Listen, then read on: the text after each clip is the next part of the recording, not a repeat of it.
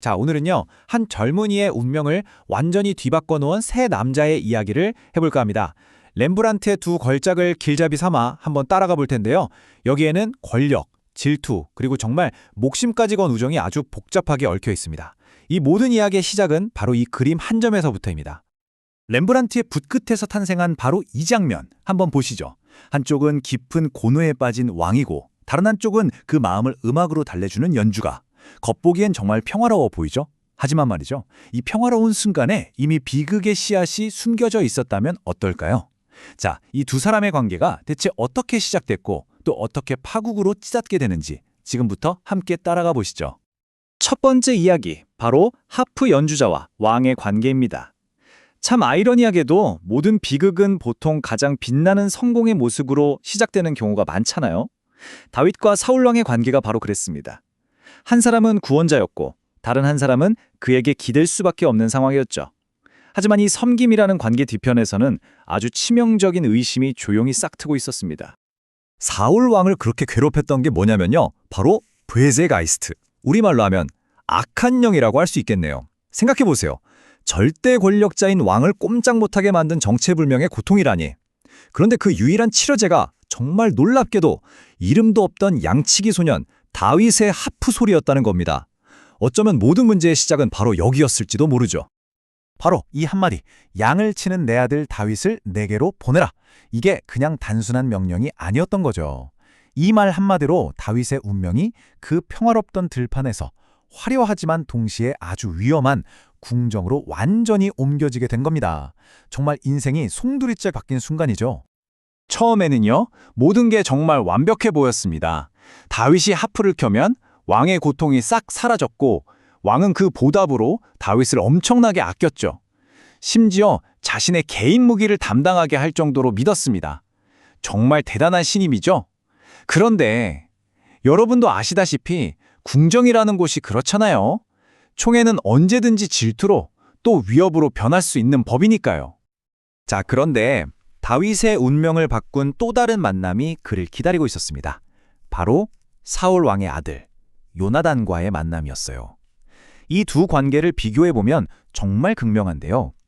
사울 왕과의 관계가 서로의 필요에 의해 맺어진 언제 깨질지 모르는 위태로운 관계였다면 요나단과는 글쎄요, 이건 모든 걸 내어줄 수 있는 그런 진정한 우정이었죠. 자, 이제 이야기의 가장 핵심적인 부분으로 들어가 보겠습니다. 비밀리에 맺어진 형제의 다윗과 요나단의 동맹에 대한 이야기입니다. 왕의 그 시퍼런 질투 속에서 비밀스럽게 싹튼 두 젊은이의 우정, 이건 그냥 친하게 지내자 정도가 아니었어요. 서로의 목숨을 건 아주 위험한 맹세였습니다. 궁정 분위기는 정말 순식간에 차갑게 얼어붙습니다. 왕의 질투가 이제는 광기로 변해서 다윗을 그냥 경쟁자로 보기 시작한 거죠.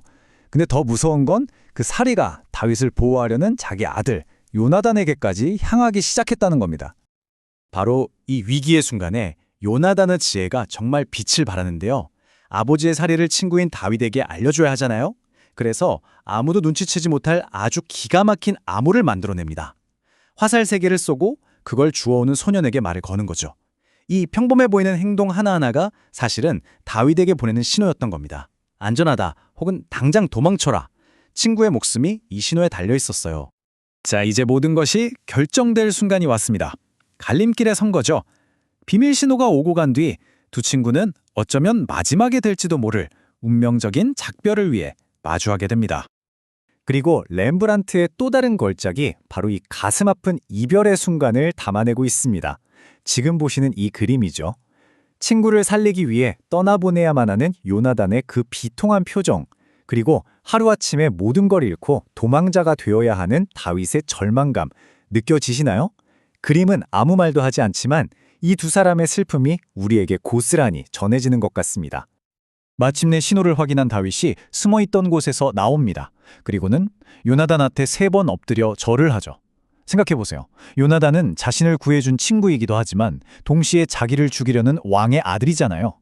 이 절은 그냥 고맙다는 뜻을 넘어서는 겁니다. 우정과 왕권, 슬픔, 이 모든 복잡한 감정이 뒤섞인 아주 강렬한 존경의 표현이었던 거죠. 요나단이 마지막으로 이렇게 말합니다.